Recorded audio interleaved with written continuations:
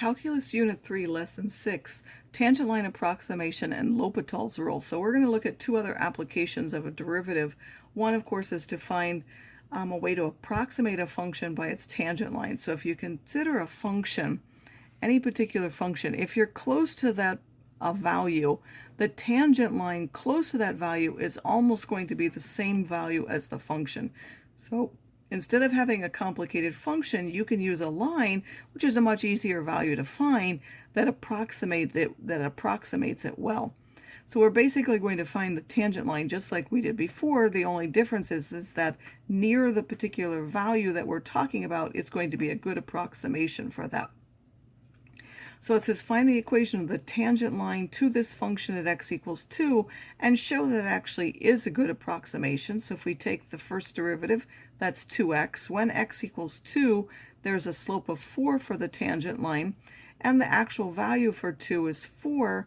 So if we find the value, we can do y equals mx plus b, or we simply do y is equal to the value that we start with, 4, plus the slope, which is 4 times x minus 2, which will give us 4x minus 4. So the tangent line is y equals 4x minus 4. Now what I'm saying is that this function is a good approximation to this one only when we're near 2. So if I take values 1.9 and I put it in both functions, I will find that if you put it in here, it's 3.61. If you put it here, it's 3.6. If you take 1.99 and put it here, you get this value. If you put it in here, you end up with this. If you put in 2, you'll end up with 4 and 4, and that's true anytime you have the actual value c that you're talking about, which in this case is 2, because if you put c in here, that will give you 0. That part will go away, and you'll find at c, those two values will always be equal.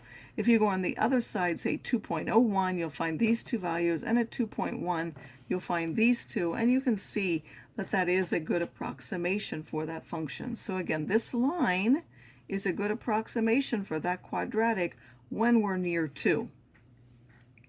Now I want to verify that this is the tangent line approximation to this, meaning this would be an approximation for this graph at the point 0, 2, and then we want to approximate this square root. And why would this be a good thing to do? Because at this square root, what is the value in here? That's when x is 0.04, and that would be close to the 0.02, because the x value is close to 0. This would be an x of 0.04. So f prime of x, again, this is, we can write this first as the power x plus 4 to the 1/2. So this would be its derivative, 1/2 of x plus 4 to the minus 1/2. I put 0 into that function, and I would find that that's 1/4. And then f of 0 is 2. So the tangent line, again, we're starting at the value of 2, and then we're adding the slope, which is 1/4, and then times x minus 0, simplifying that. So that does indeed give us this. It's written a little bit differently here, but that's the same function. So the tangent line is 2 plus 1/4 of x. And now if I take the square root of 4.04, which is f of 0.04, that should be approximately the same as the tangent line of that. We simply put 0.04 in this function and find that that's 2.01. And I'll just note here, if we actually use the calculator to find the square root of 4.04, we find it's this, and this, of course, this tangent line approximation is close to that. So tangent lines can be used to approximate functions near a particular value. Of course, if you went to a different value, you would have to pick a different tangent line to approximate it. Now the other thing we're going to do is we can indeterminate forms that we had to look at before, where we had different techniques, and I'll run through those, what those are again. But if we had 0 over 0, or plus or minus infinity over plus and minus infinity, then L'Hopital's rule says that if we start off with the original ratio of functions, and then we take the ratio of their derivatives, the derivative of the top over the derivative of the bottom, those two things have the same limit. And this c could either be an actual number, or it could be plus or minus infinity, so it can apply to the end behavior. It's the same as true. It can be applied to one-sided limits, even though it's not written that way. If you get another indeterminate form when you get the limit, you can go on, and this is the same limit as the second derivative over the second derivative f over the second derivative g, and so on. So let's actually look at how L'Hopital's rule apply. I'm going to run again through the Unit 1 technique and then how you can do L'Hopital's rule, and L'Hopital's rule just makes it easier. So in this case, this was x is 4. If you put 4 in there, you get 0. If you put 4 in here, that's 0. So that's an indeterminate form. In the first unit, what did we do? We factored the top, we factored the bottom, we simplified that, and then we simply substituted to get 3 over 8. L'Hopital's rule, you simply take the derivative of the top, so that's 3x minus 12, has a derivative of 3. You take the derivative of the bottom, 2x, substitute 4, you get 3/8.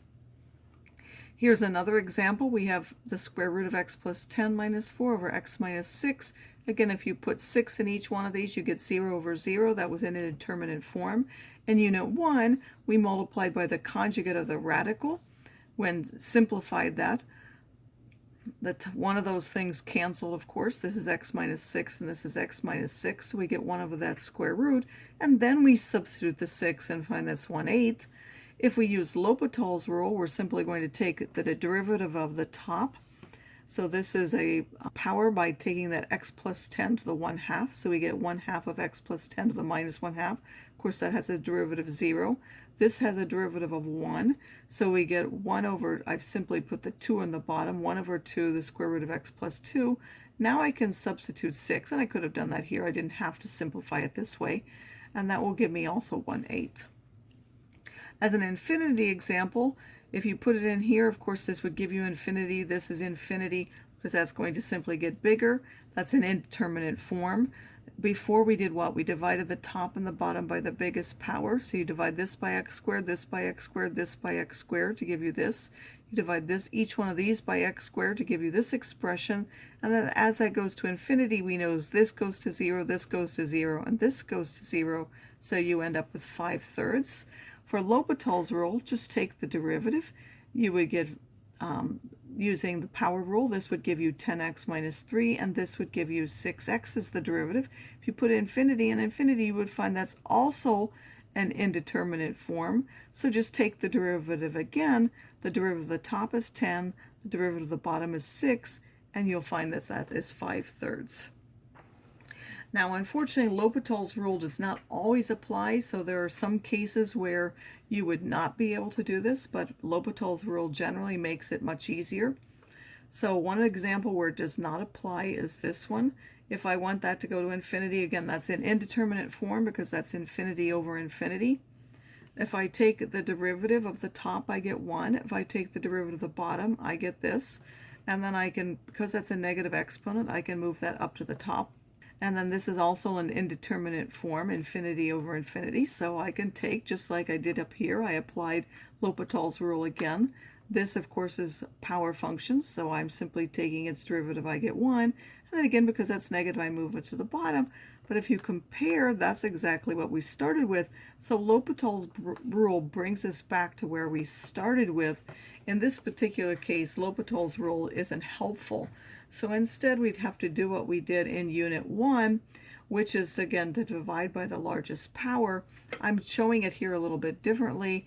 Instead of dividing by the square root of x squared in this case, I decided to write them underneath one radical sign. Because this was going to infinity, I chose the positive square root of x squared. Then I combined it under one radical, and then I divided by x squared for both, and now this will go to 0. And you would find that that limit is 1.